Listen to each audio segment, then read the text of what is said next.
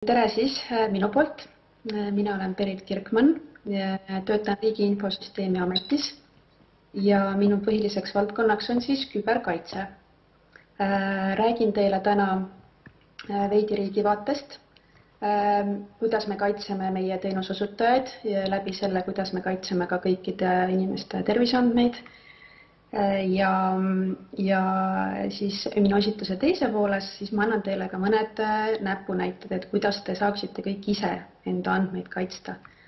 Et räägin teile tervishoiu vaatest. Me küll tegeleme teiste valdkondadega ka, kuid kuna täna on tervishoiu spetsiifiline loeng, siis keskendume tervishoiule.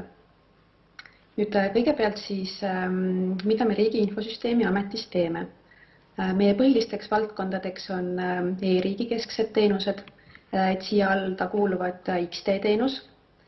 Samuti on meil elektroonilise identiteedi kasutus, eesti.ee portaal, e-valimised on meil, samuti ID-kaardi kasutajatoed tööd. Küberturvalisuse valdkonnas, kus ka siis mina töötan, tegeleme küberturbe valdkonna strateegiate poliitikate arendamisega, samuti koordineerime riigi oluliste valdkondade IT-süsteemide turvalist rakendamist ja teeme ka järelevalvet. Näiteks haiglatele me teeme järelevalvet. Samuti on meie all ka CERT.ee, kes monitoorib 24/7 Eesti arvutivõrkudes toimuvat ja kui midagi juhtub, see tähendab, kui on mingisugune küberintsident, siis me aitame ka seda lahendada. Samuti on meil struktuuritoetused, mille alt meil toimuvad erinevad projektid ja samuti selle alt me korraldame ka meie haiglatele ja perearstidele erinevaid koolitusi, mis aitab nende teadlikkuse tõstmisele kaasa.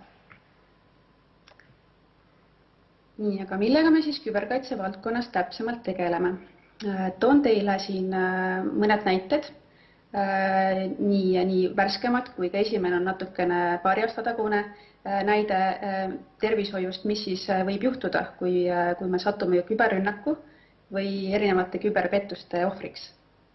2017. aastal oli meil maailmas üks suuremaid lunavararünnakuid, selle nimeks oli WannaCry. Ja sellega sai eriti suurelt pihta Suurbritannia tervishoiusüsteem. See toimis siis selliselt, et arvutiviirus halvas haiglate tervishoiusüsteemid ja seetõttu ei olnud haiglatel võimalik ligi saada patsientide terviseandmetele. Seega selline ligipääsu tõkestus on kahtlemata haiglatele äärmiselt ebameeldiv ja ebamugav teenuse osutamise jaoks. Eesti õnneks sellega küll pihta ei saanud, nii et oleme hästi valmistunud, tundub. Samuti on olnud ka perearstikeskustel meid erinevaid krüptoviiruseid. See toimib siis selliselt, et näiteks kui perearst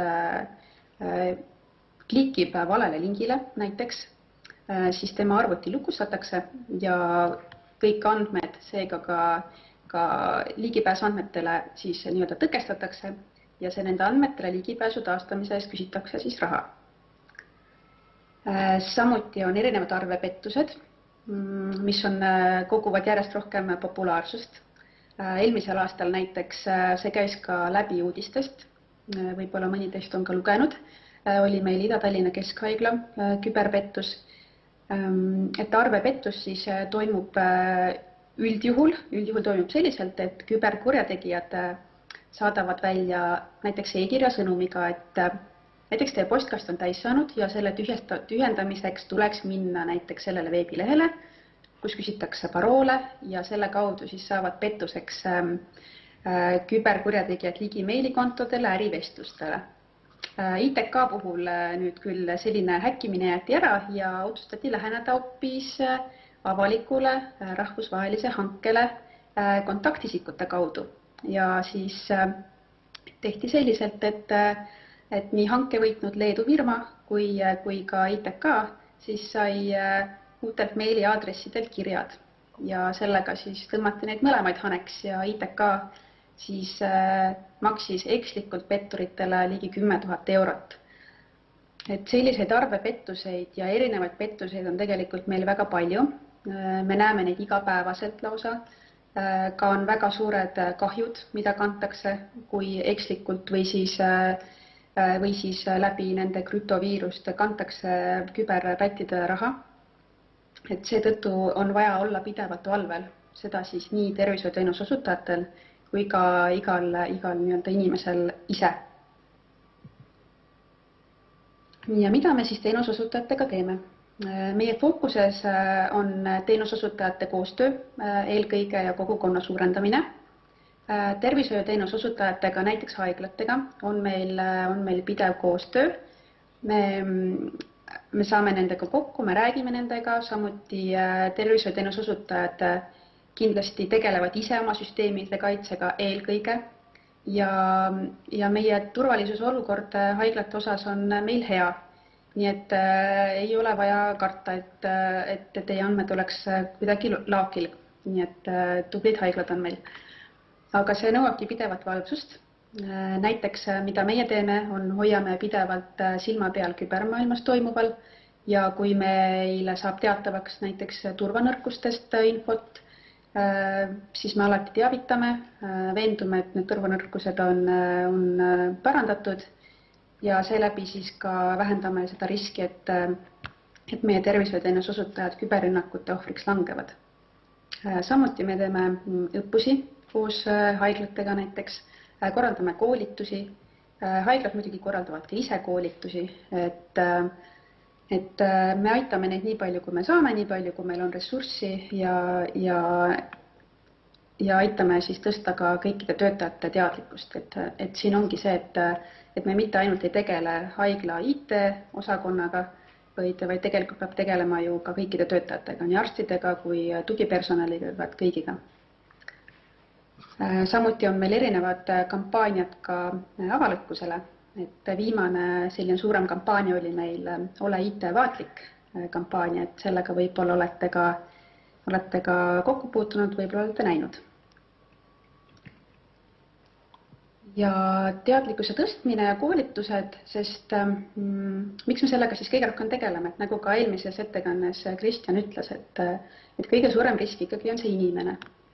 Et meie praktika kogemused näitavad kahjuks jätkuvalt, et inimesed ei ole teadlikult küberhügieenist, riske, mis sellega kaasas käivad, ei tajuta piisavalt ja kohati ka see tundub kahtlemata keeruline, et seetõttu võib-olla ka ei saada aru ohtudest ja sellest, kui lihtne võib olla saada teie andmetele ligi, kui te ise selle jaoks midagi ei tee.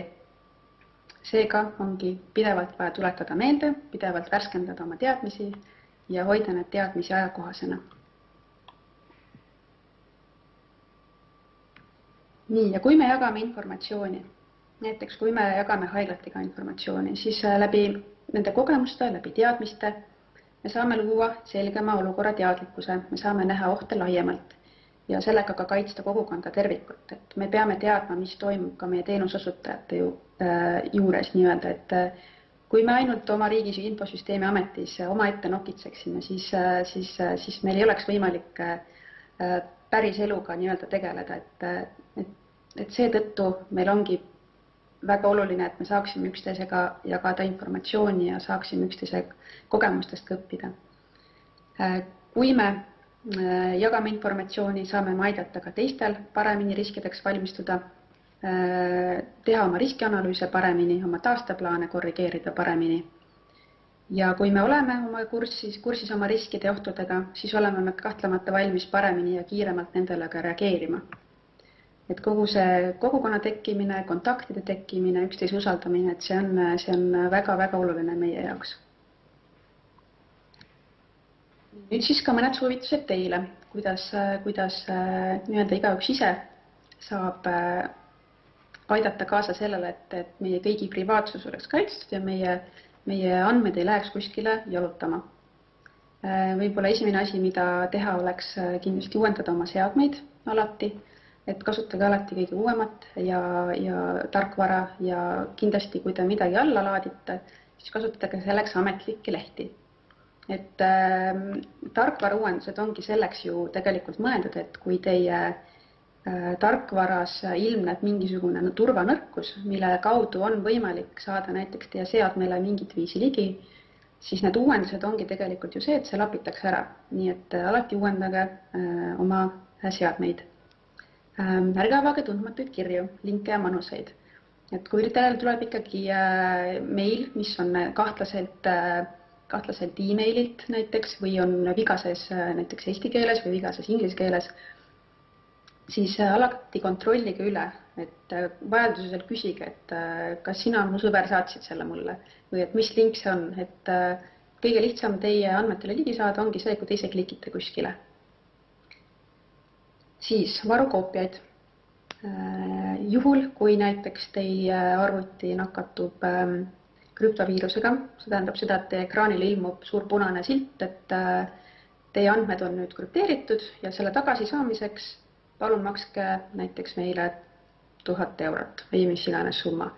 Siis selleks, et oma andmeid ilma raha maksmata tagasi saada, oleks vaja tegelikult teha varukoopiaid ja hoida neid ka eraldi kuskil.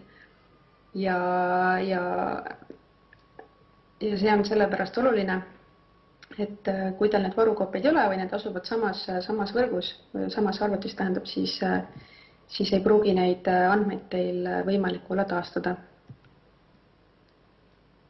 Ja süsteemide hooldamiseks või oma arvutite telefonide hooldamiseks, kui te ei tea, mida teha, kahtlete, saate alati küsida abi professionaalidelt, kes aitavad teid. Ja kui teid on tabanud näiteks krüptoviirus, siis ärge palun kohe raha makske. Et kõigepealt selline raha maksmine, see ongi just see, mida küberkurjategijad soovivad ja see neid innustabki rohkem neid viiruseid ka laiali saatma, seega ärge makske seda raha. Kui te olete langenud ohvriks, võite pöörduda meie CERT-i, cert@cert.ee või siis meil on ka politseis küberkaitseüksus, et julgelt võtke ühendust ja andke teada, kui teiega midagi juhtub. Siis eelista alati võimalikult palju kasutada ID-kaarti, smart või mobiil-ID-d, kui see on võimalik. Samuti erinevates keskkondades kasutage erinevaid paroole ja turvalisi paroole. See tähendab seda, et kui teil on näiteks üks parool nii meilil kui sotsiaalmeedias ja mujal, see tähendab seda, et kui ühte kohta saadakse igale poole mujale sisse. Seega kasutage erinevaid paroole ja see hea parool võiks olla vähemalt 15 tähemärki, sisaldada suuri väikseid tähti, numbreid, sümboleid. Ja siinkohal see ei tähenda seda, et teie parool peaks olema väga keeruline numbrite tähtede kombinatsioon, vaid näiteks võtke oma mingisugune lemmiklause või näiteks, et mul on kodus mustad kardinad, pange suuri väikseid tähti sinna numbreid sinna ja on palju turvalisem kui näiteks 12345, mis on ka väga populaarne tänapäeval. Ja loomulikult ärge jagage oma paroole ja kontoga seotud infot. Et kunagi ei ole mõistlik oma paroole kleepida näiteks või PIN-koode kleepida näiteks pangakaardi teisele poolele. Ja kaheastmeline autentimine aitab alati veenduda, et keegi teine ei saaks ligi teie kontodele. Ja kokkuvõtteks, sõltuvus IT-süsteemidest, see eeldab meie teadlikku ja turvalist käitumist, et me peame olema ise turvalise käitumisega, me peame ise teadma ja saama aru riskidest, sest kogu IT-maailm ja kogu digitaalne maailm areneb väga kiiresti ja see, mis on täna turvaline, see võib juba vajada homme parandamist. Ja kontaktideks teile ka siia veel uuesti, et cert@cert.ee, sinna võite teavitada igasugustest küberteemalistest pettustest ja muredest ja meil on ka cybercrime@politsei.ee, et nendega saab ühendust võtta, kui te olete langenud pettusohvriks ja vajate abi. Ja aitäh ja ma loodan, et te saite võib-olla mõne huvitava või vajaliku näpunäite.